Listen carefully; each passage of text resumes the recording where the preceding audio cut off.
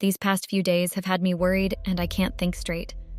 Long story short, my life is falling apart and I can't put it back together. I would like to share my story with you guys so you won't make the same mistake as I did. I should have been patient with my marriage and not destroyed it by seeking someone else's touch. Hi Redditors, my name is Olivia and I just turned 25 years ago. It wasn't a celebratory birthday because that was when things started to get ruined. I can't remember my childhood memory and I don't know why, but I think it was never important. After all, our family didn't have much drama. We were a family of 3 based on the fact that I was the only child.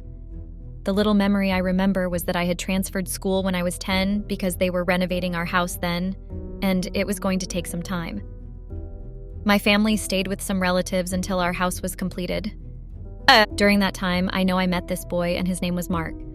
Mark was this silent boy who didn't talk much to anyone around. We also attended the same school then, and I usually watched when they bullied him, but because he didn't talk or complain, they got tired and stopped. This particular day, someone pushed him and his bag fell to the ground and opened, so all the books fell out.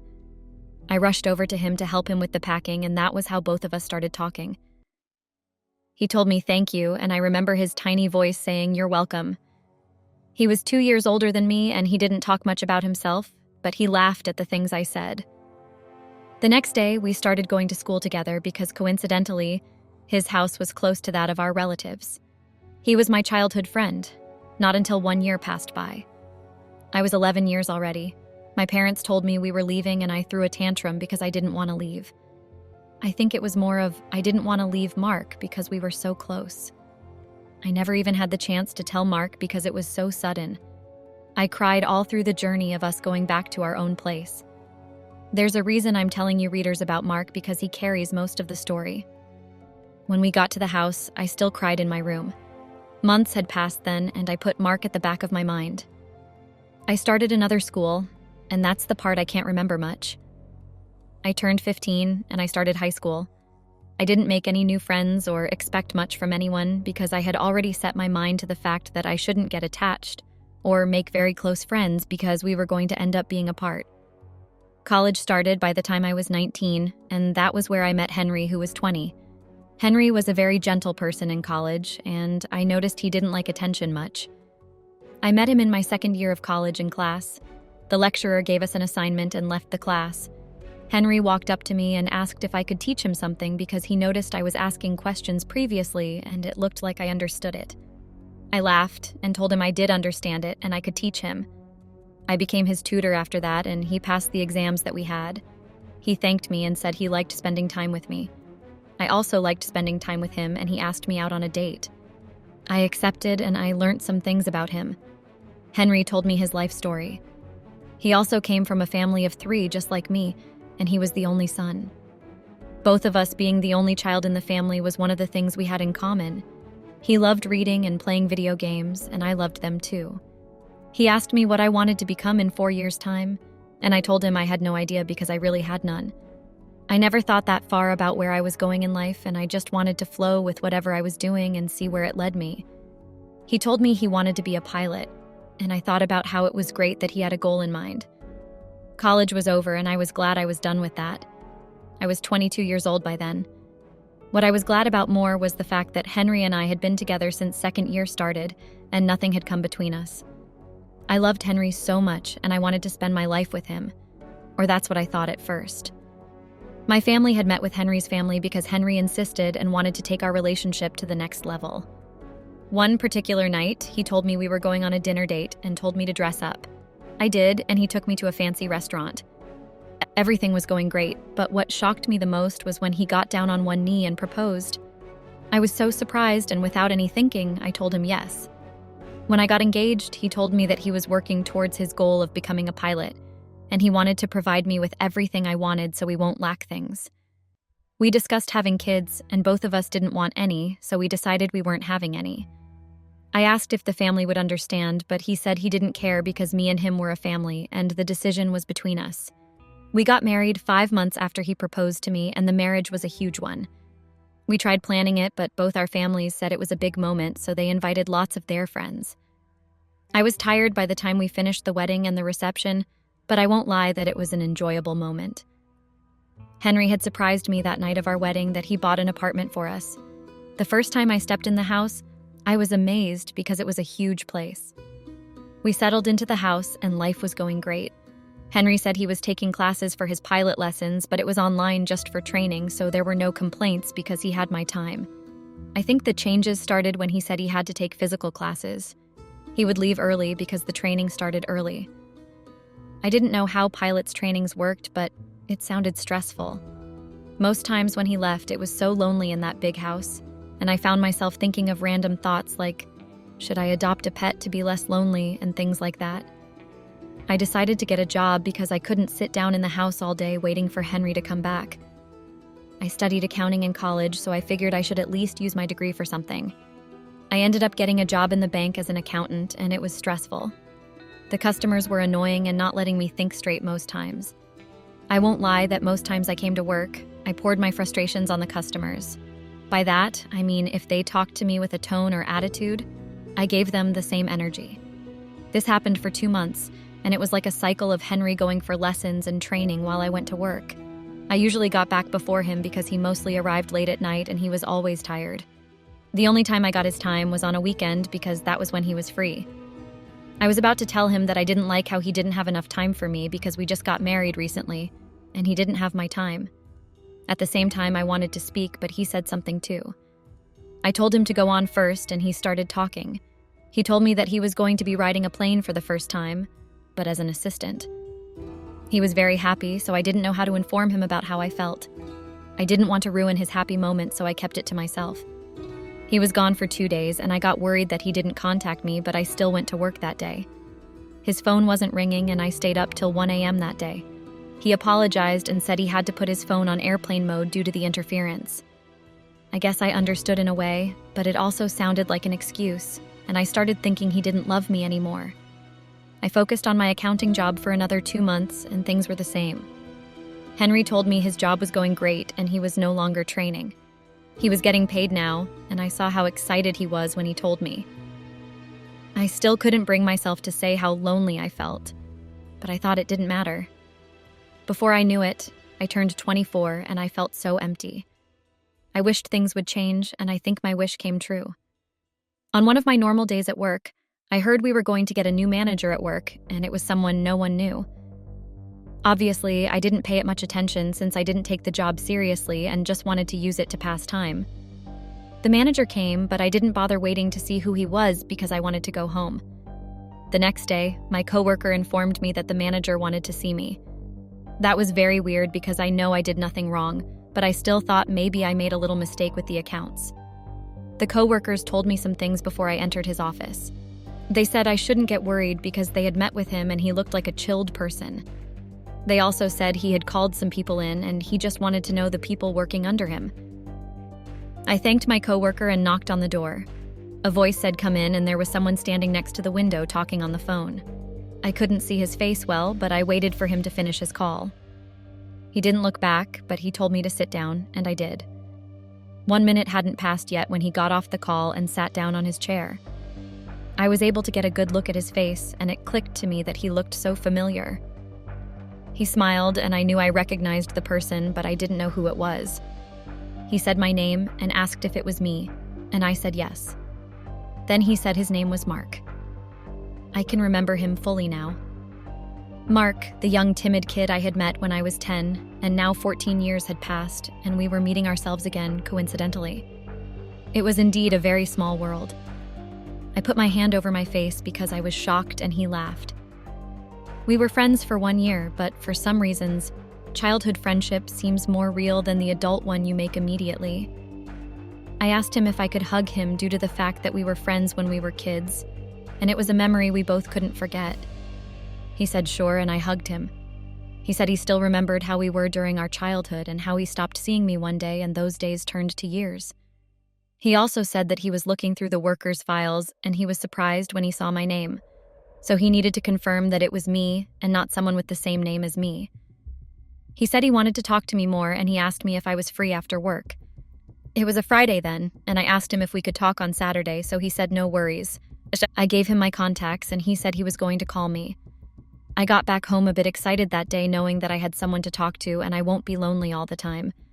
I was thinking I needed an excuse to tell my husband that I would be going out on his free day. But on Saturday, he told me that something came up and he had to go to work again and he wouldn't be back for some days. I told him there were no worries, and he kissed me. My husband left at 8 in the morning, but his work was due for 10. He usually went early most times, but I was glad this time. I went to clean up and waited for Mark's call. I was starting to think he wasn't going to call, but by 11 a.m., I saw an unknown number flash on my phone screen. I picked it and heard Mark's voice. He asked me if I knew anywhere we could go because he had just come to the city and he didn't know much. I told him there was a restaurant near the office and I would meet him there, so we agreed on that. It didn't take long for me to get there, but I couldn't see him anywhere. 5 minutes later, I saw him and I waved. He apologized for being late and said he had some issues with his car. He ordered food for both of us and I began the conversation. I told him about the fact that I couldn't remember anything much, but I could remember when we were friends. I also told him about the whole house renovation we were doing then and also the reason we suddenly moved. We discussed a lot of things. He told me that he also learned accounting in school, and he was surprised after I told him I did the same. We laughed a lot, and it was satisfying because I was no longer feeling as lonely as I used to. I found myself wanting to talk to Mark more. He said something like it must have been fate that brought us together, and I couldn't agree less. I told him I got married and about my husband being a pilot. Mark congratulated me and said he had a girlfriend, but she broke up with him. The meeting with him was great, and we decided to meet up another time and day. Of course, I didn't tell my husband any of this because I thought there was no need, and it was just an outing with a childhood friend, so it was no big deal. The cycle with my husband continued with him traveling all the time and coming back days later with which he tells me about his journey. He said he's planning for both of us to have a vacation just by ourselves. We went on a honeymoon when we got married, but he wanted us to have fun by ourselves again. I said it was a great idea, and then he traveled again. In a way, I was happy about that because it meant I had time to go on another date with Mark. It wasn't a date per se, but I felt like it was one. Mark chose another date for us to meet, but this time it was in a fancy restaurant. I knew it was weird with the fact that I was a married woman going out with a man, but I saw it as just me going out with someone who was once my childhood friend. We talked more again, and I think I was getting drunk at one point. He noticed I was drunk, so he told me to calm down with the drinks, but I brushed him off and said I wasn't drunk. I should have listened to him because I remember I started talking about my married life when I was drunk. The memory is still a bit unclear, but I know I was spilling out how I was lonely in the relationship and how I didn't feel like Henry was still in love with me. I spilled out most things, and I can't even remember what it is. I tried going home that night, but he said that I was too drunk to drive, and he volunteered to drive me to his place since he stayed alone.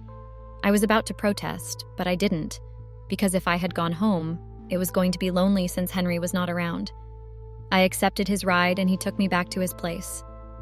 I never imagined how his place was, but when I saw it, I realized that it was a small place, and somewhere I wanted to stay compared to the big house I was all alone in. I don't know what came over me when he placed me on the bed because I couldn't walk well. I know that I put my hands around his arms and pulled him in, which made him fall on the bed, and we both burst out in laughter. The next thing that happened felt like a dream when he came closer to my face and kissed me. I was married, and I thought I shouldn't be doing this, but I don't know what came over me, and I felt myself accepting the kiss. Till now, I still can't believe that I had slept with Mark. The next day, I woke up naked with the blankets wrapped around me, and I saw Mark standing over me. He sat beside me on the bed and apologized for what we did that night, but I told him it was not his fault. He said he knew I was married, and he shouldn't have crossed the boundaries. We said everything was all right and it was not going to happen again. We should have stopped there and nothing should have happened after that. I couldn't tell my husband about it since it was just a silly mistake that happened. Mark asked me out again and said nothing was going to happen, but another cycle happened, and before I knew it, I ended up sleeping with him 3 times. It's unbelievable, I know, and I wished I had stopped it. There was just something about Mark that was different. It was something Henry didn't give me. We wanted to stop what we were doing because it was exactly an affair, and each time we said it would stop, we ended up sleeping together again. I did it with my husband too, but it felt different with Mark. It was something I hated and loved at the same time. We weren't mixing business with pleasures. In our free time, we went on different dates, but I planned it well so I wouldn't get caught by my husband. You know the saying that goes every day for the thief and one day for the owner? Well, yes, I got caught. How I got caught feels like a dream anytime I think of it. I didn't want to go out that day, but I was supposed to meet up with Mark. I was strangely tired and didn't want to do anything. My husband left early that morning for work again, and he wasn't supposed to come back till another 2 days' time. I invited Mark over because I saw it as a great chance since I was free. We said we were not going to do anything, but before we knew it, we had already started kissing on the bed, and I was on top of him naked. I don't know how I didn't hear the main door open, but I heard Henry's voice come from behind me. He said something in the terms of what the heck is going on, but with more insulting words. I could tell he was very upset, and anyone would be upset if they saw their wife on top of another man. I told Mark to leave, and he packed his clothes and ran out of the room while I saw Henry give him a deadly look. I told him I could explain and that it was a mistake. He didn't say anything, but I could see his face fuming with anger. I asked him what he was doing back at home when he just left, and he said the plane he was supposed to fly out was undergoing maintenance and the work was postponed. He also said that he had been thinking that he wasn't spending time with me, and he was happy to come back home to spend time with me, but he wasn't annoyed at me anymore. He was just disappointed. That was heart-wrenching to hear. It would have been better for him to be upset with me than disappointed because those words felt heartbreaking. I know I deserved what happened, but that wasn't where it ended.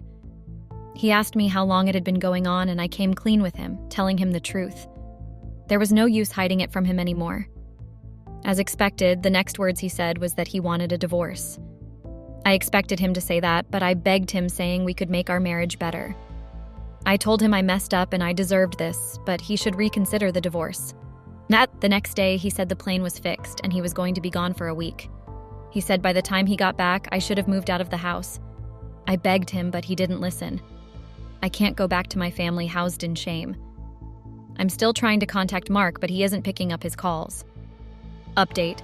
There's not much update to give. My marriage life is ruined. I contacted Mark and he told me to not call him anymore. He said he didn't want to get caught up in any mess. I told him I just needed a place to stay, but he said he wanted nothing to do with me. I didn't know Mark had this side to him. Henry came back like he said he would. He was wondering why I hadn't packed my bags, but he said he suspected I wouldn't have. He also came back with divorce papers because, in his words, it would chase me away and do the job quicker. And I was devastated. He was going to take everything we had and it was all going to belong to him. I complained and said it wasn't fair, but he said I had no right to say that, considering how much I had cheated on him.